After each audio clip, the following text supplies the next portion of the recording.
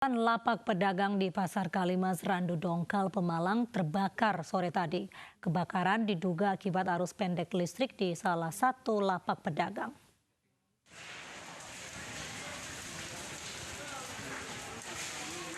Api membakar lapak pedagang yang berada di Pasar Kalimas, Pemalang, Jawa Tengah sore tadi. Ratusan pedagang panik dan berusaha menyelamatkan barang dagangan yang masih tersisa. Warga dan relawan berusaha memadamkan api dengan alat seadanya. Api baru bisa dipadamkan 2 jam kemudian setelah dibantu petugas pemadam kebakaran. Tidak ada korban jiwa dalam peristiwa ini, namun kerugian mencapai ratusan juta rupiah. Sementara barang dagangan diamankan di gudang dan sebagian dibawa pemiliknya.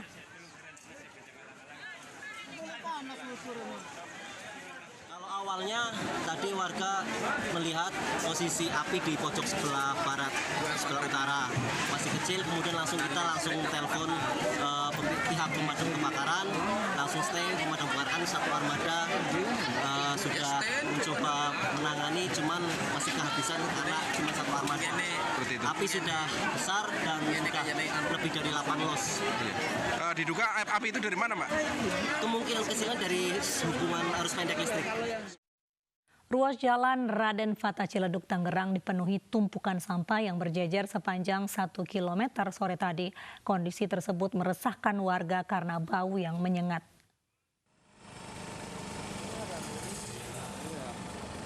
Sampah plastik pedagang dan rumahan ini berjejer sepanjang 1 km di pembatas jalan Raden Fatah Parung Ciledug, Tangerang, Banten. Menurut warga, tumpukan sampah di jalan ini diduga akibat petugas pengangkut sampah libur saat Lebaran. Selain itu, rendahnya kesadaran masyarakat akan kebersihan juga jadi penyebab menumpuknya sampah di lokasi ini.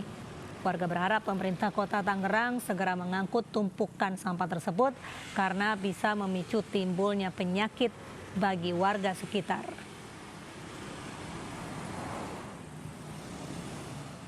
Hari pokoknya kita jam 1, jam 12 sudah pada ngumpul semua. Ini nggak diangkut-angkut Mas dari pemerintah? Ini biasanya diangkut Mas, gara-gara Lebaran ini libur kali orangnya. Panjang banget Mas. Ini sampah apa Mas umumnya Mas? Apanya ya sampah orang dagang kali Mas, dari rumah tangga campur. Seorang ibu nyaris melahirkan di becak saat menuju ke rumah sakit di Pasuruan, Jawa Timur.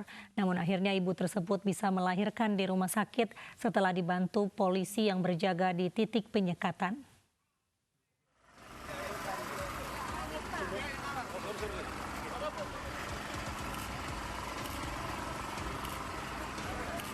Dalam kondisi air ketuban pecah, perempuan 30 tahun ini hendak ke rumah sakit dengan menggunakan becak. Padahal jarak menuju ke rumah sakit terdekat sejauh 10 km. Ditambah lagi kondisi jalan tengah macet karena malam takbiran.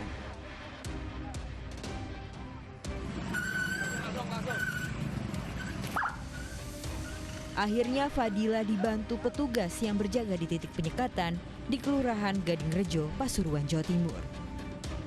Seorang wanita dibawa keluarganya menggunakan becak yang mana sudah pecah ketuban untuk melahirkan, sehingga sisi kemanusiaan kami segera melakukan evakuasi dari becak ke dalam kendaraan lalu lintas kami dan membawa ke rumah sakit.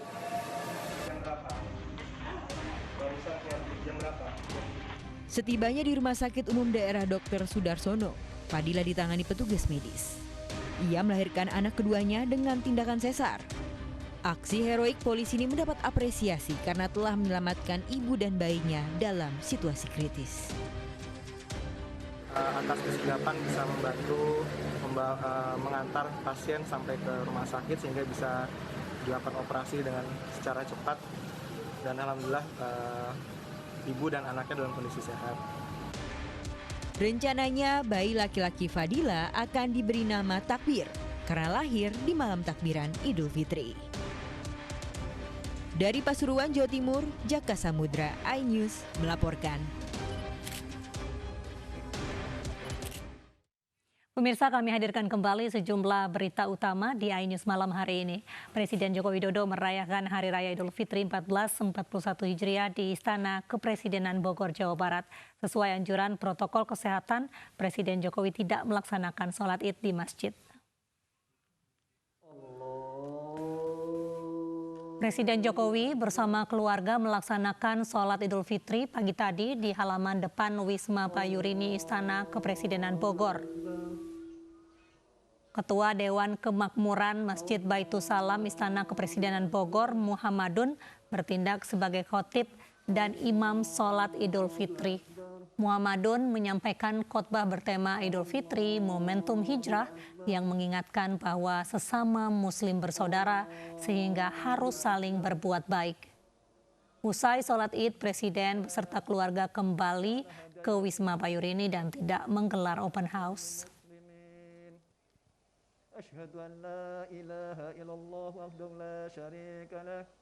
Sementara itu pemirsa, meski sudah dilarang, sejumlah warga tetap nekat menggelar sholat Idul Fitri berjamaah di masjid di wilayah Jabodetabek.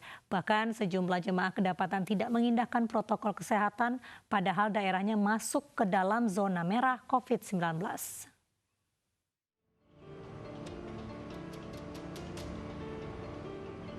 Meski diimbau untuk melaksanakan sholat Idul Fitri di rumah, ratusan warga di Cikini, Jakarta tetap beribadah di masjid. Pengurus Masjid Al-Makmur di Jalan Raden Saleh ini mengatakan, pelaksanaan salat berjamaah dengan protokol kesehatan, mulai dari cek suhu tubuh, wajib mengenakan masker dan mencuci tangan dengan sabun. Hal yang sama juga dilakukan di Masjid Al-Taqwa di Pondok Bambu, Jakarta. Bahkan jemaat sampai luber ke jalan. Sayangnya, masih ada jemaah yang tidak menggunakan masker di tengah pembatasan sosial berskala besar di ibu kota. Tetap wajib tetap ada mas, kalau nggak ada mah ya memang kita manusia, itu depannya mas. Mudah-mudahan cepat berlalu lah ya COVID-19 ini, kita kasihan lah yang kerja. Salat Idul Fitri di masjid juga terjadi di Bekasi, Jawa Barat.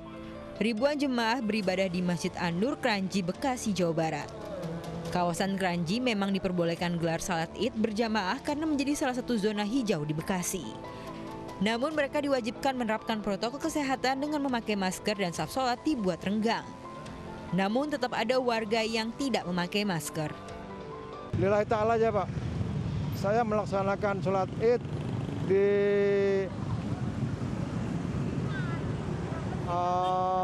wabah 19 ini, saya lillahi ta'ala aja.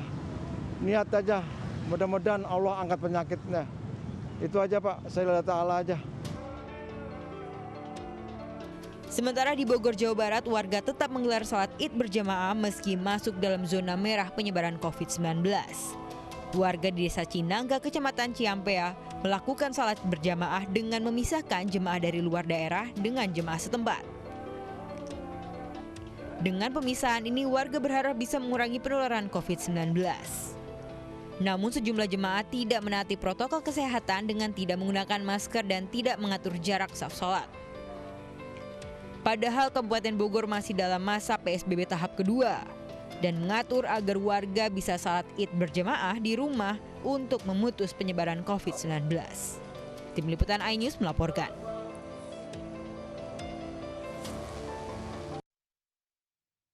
Lebaran di tengah pandemi, sejumlah kepala daerah tidak menggelar open house. Para kepala daerah memilih silaturahmi secara virtual.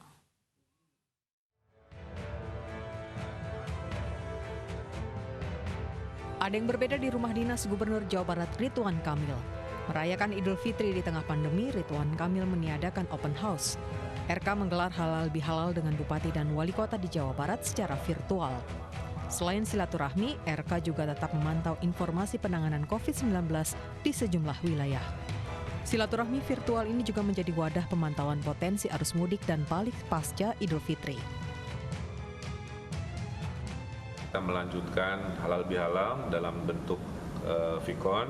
Tadi saya halal bihalal dulu dengan keluarga terdekat, ibu dan kakak-kakak adik saya yang ada di Jakarta mayoritas dan di luar kota.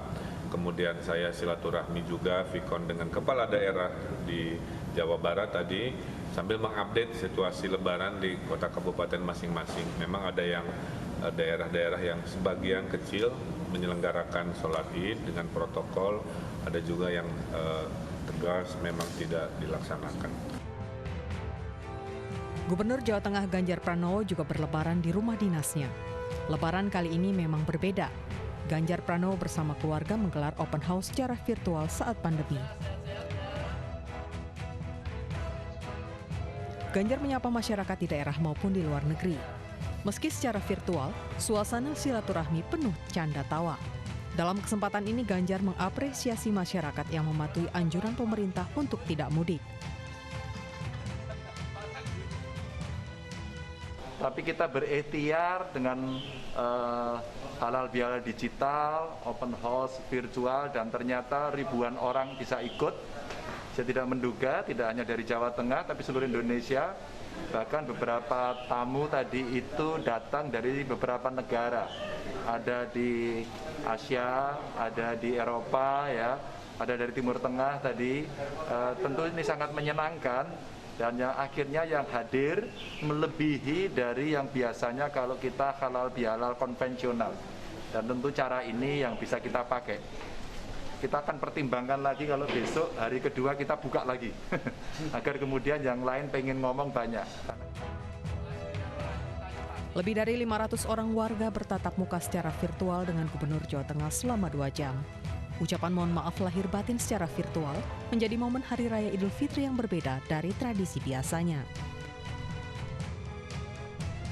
Dari Bandung, Jawa Barat, Diki Wismara dan Semarang, Jawa Tengah, Wisnu Wardana, iNews melaporkan.